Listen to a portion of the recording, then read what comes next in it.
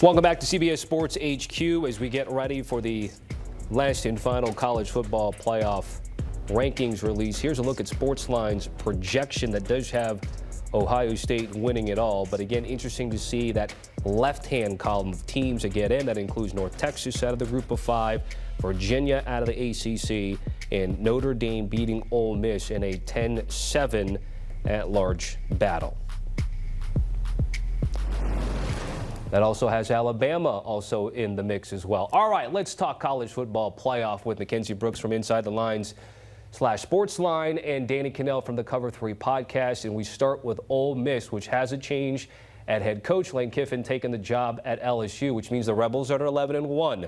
They're in line to make the college football playoff as of last week's rankings at 7. But Danny, there is a conversation to be had about losing Lane Kiffin. I only ask because you're a Florida State guy. This happened 2 years ago to the Noles with Jordan Travis. What do you think about the possibility of this particular team getting docked because Lane Kiffin departed? I know there's some similarities, but I do think this is different. You're talking about coaches. The players are intact. They're the ones playing on the field. So I do think it is different. That being said, it is a part of the College Football Playoff Selection Committee's criteria to take into consideration not only player injuries, but coaching changes as well. So a week ago, I was pounding the table and saying, well, if Lane Kiffin leaves, he would still have Pete Golding as defensive play caller, and he would still have Charlie Weiss as offensive play caller. So nothing really would change. Well, that changed when Charlie Weiss followed Lane Kiffin onto that private jet to Baton Rouge, where now all of a sudden you've got Joe Judge probably taking control of the play calling. So that does make a difference to me about this team. Will the committee consider it? Probably not. And really, I hope they don't, because just like I felt like the Florida State players that got robbed of a chance to play for a title, I would feel the same way for those Ole Miss players now. They didn't do anything. This wasn't their vortex for them to go and leave the program. All they've done is put their bodies on the line and delivered a great season. So from that standpoint, I hope the committee doesn't look into it. But I do think it might be something they consider, and I don't think it'll knock them out of the playoff, but does it not knock them potentially from a home playoff game? Potentially. We saw the resume, according to Sportsline, Kansas, 98.5%. Where's that 1.5% of not making it and come from here, we think? Oh, gosh.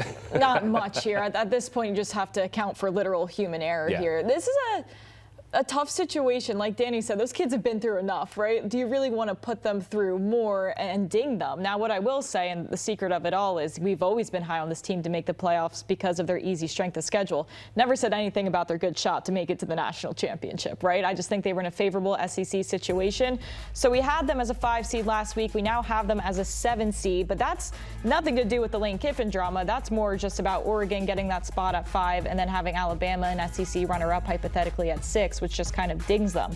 What I will say, and I think that the committee could do potentially, is change around seeding, saying, hey, we don't want rematches of the regular season. Like the way we've had it a few times is we had Texas A&M playing Notre Dame or Oklahoma playing Alabama. I think they could use that justification, which the real justification would be dinging this team. But I think that's a cop-out and an easy way to say, hey, this is why we're moving this 7 seed to maybe an 8-9 seed. But I have a hard time believing they move them away from a home game that they deserve. So we feel good about them being in. It's a matter of seeding when it's all said and done. So if you're an Ole Miss fan, you should feel better after this conversation.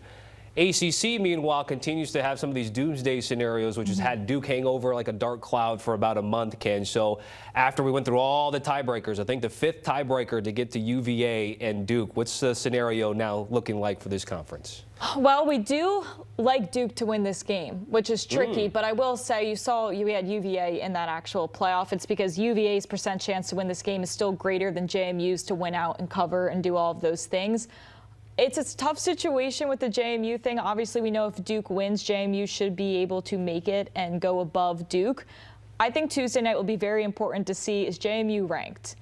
Can they say they're both not ranked? Can they hypothetically pretend, oh, one's 26, one's 27, we're still going to take Duke? So the fact that after 25, they don't really have to explain themselves, I'm wondering if that's going to be a situation where they're able to say Duke can still get in over JMU if there's this gray area and this unknown of who's technically ranked above who here. But I will say JMU basically went from an 8% chance to make the playoff to a 40% chance from what we saw from what happened this weekend. They're now plus 130 to make the playoff, which is odds makers telling you they do think Duke's going to win this game versus UVA, and they do think JMU will have a seat at the table.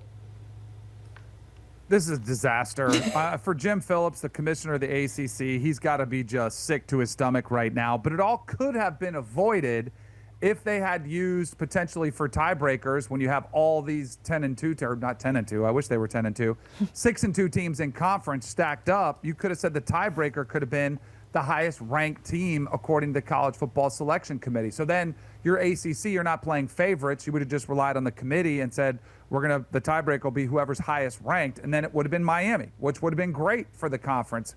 I ultimately think that this scenario, it not only impacts the ACC as a whole, and by having potentially a 7-5 team even in this conversation, which is sort of embarrassing, you would like for Virginia at 10-2 to be that team to represent the conference. But I think this hurts Miami as well, because Miami's at-large status is still up in the air. But I think the fact that you have to take potentially, like you're already taking not a great brand, and it's not a great season for either Duke or Virginia. So the chances you're going to take two teams from that conference are almost slim to none. So I know Miami, Notre Dame, that debate has been had a lot, and I think we're going to do it here in a minute. I just think this hurts Miami's case even more, which is not a great thing for the conference either. Which is tough, because it could have been one of like two birds with one stone for the conference and for Miami to have a chance, and then you would have a righteous champion. Again, not to say Duke doesn't, but look, Manny Diaz and company can only do what they do, and it's not up to them for them getting in, but he has to kind of defend that this week for the conference championship game. To piggyback off of that, so if we go Canes at-large path, what does that look like, Kens? What does that look like, Tommy? Listen, slim to none? Let's just get the elephant out of the room, right? The Notre Dame versus the Miami. That's what everyone wants to talk about. Let me make it very clear, and this is not my opinion, but this is bracing you for Tuesday. The Miami having the win over Notre Dame argument is dead. It is completely dead. It is not going to be Miami's ticket into the college football playoff. They would have been ranked ahead of them weeks ago. Their FPI gap is too big. Take that for what you will. That is a very hard metric to track. I have a hard time myself trying to figure it out. The way Notre Dame has been able to take care of business in first quarters, first halves, essentially covering spreads better than Miami has against lesser opponents, that's essentially what's keeping Notre Dame ahead. But the point being is, Notre Dame is ranked ahead of Miami, and that's not going to change. And I do not think it's going to change after Tuesday and after conference championship weekend, because they've said where you stand on Tuesday, if you're not in conference championship weekend, that's where you're going to sit. So let's just take that out of it. I know we don't want to hear it, but clearly the committee has told us that they value recency, right? And that's why you're seeing Duke have a great year, and they're going to potentially be ranked. And that's why you're seeing, Notre Dame looks so good. If you look at the 10 past games, that's why Notre Dame is so much ahead of Miami. Am I saying that's the correct answer? I am not. But if you look over at the Oklahoma Sooners, that's where Miami's ticket is. Oklahoma's wins aren't looking as awesome as they did earlier.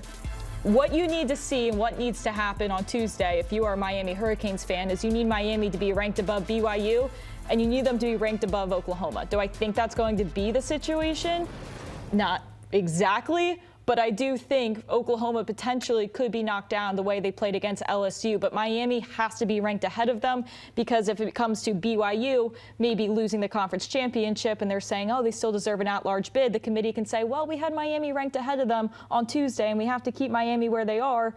So that's going to be their excuse there. So that's what you're looking for if you're Miami. LSU almost gifted Miami a victory over OU, which would have helped the Canes. You brought up BYU, so let's end there. Danny, when it comes to the Cougars here facing the Red Raiders, but there's talk about if they lose or how they lose, and they could be left out. So I've been hard on BYU, and I think if they lose, they're out. But I do think we're talking about gaps and margins of, we were talking about Miami and Notre Dame, how they're not in the same pod. If you look at Texas A&M's resume and you put it next to BYU's, I don't think they're that different. But Texas A&M was so good all season long. They had played, they were undefeated, and then they just lost. But really, when you look at who they played in the bottom dwellers of the SEC, the first time they played a good team, they lost to it. So I don't think they're that much different than BYU, which makes me wonder if BYU could get closer to them. But ultimately, I think it's pretty simple for BYU. I think it's you have to beat Texas Tech to get into the college football playoff. If you don't, they're out. That's just the reality of the situation. Miami's worst nightmare would be BYU winning this Big 12 Conference Championship, because then you're now competing with Texas Tech. So there's one way in for Miami, and it's be ranked above BYU and be ranked above Oklahoma. So we're taking a look at the blind resume. And Danny, it speaks to your theory about these two teams being similar. But again, we're sort of breaking long-standing rules. And I say the rules kind of lightly. It was just like, champion of a Power 4/5 conference never gets left out undefeated. We saw that a couple years ago. You're not supposed to be dinged for going to the conference championship, yet this would be a case for BYU in this instance. Well, and that's the perception, too. You'll never see an SEC or Big Ten one-loss team left out, but clearly the Big 12 and ACC are very much in doubt. The Big 12 was left out last year. I think they had 2 losses, though, but that's just the reality of the college football world right now. The 2 power super conferences, the Big 10 and the SEC, get the benefit of the doubt, while the Big 12 and the ACC simply don't. This goes back to Oklahoma for me too, because again, they say they're not going to punish or change rankings or, strength of record based off what happens in Atlanta or in Indianapolis and all of those things. But if Alabama loses by, say, like a touchdown to Georgia, that does make Oklahoma's win against Alabama look even lesser, again, helping potentially Miami here. So I'm curious to see if they stick to their word about these conference championship runner-ups having no pressure, nothing to worry about, because if we see some changes in the rankings, that would tell us otherwise. Okay, 2 markers this week, Tuesday night for the rankings release, and then, of course, conference championship weekend. Ken's, DK, guys, thanks for breaking it down in terms of what we can expect and we'll debate when it comes to the college football playoff. Our page, College Football on YouTube. Scan the QR code and make sure you're subscribing and liking the videos.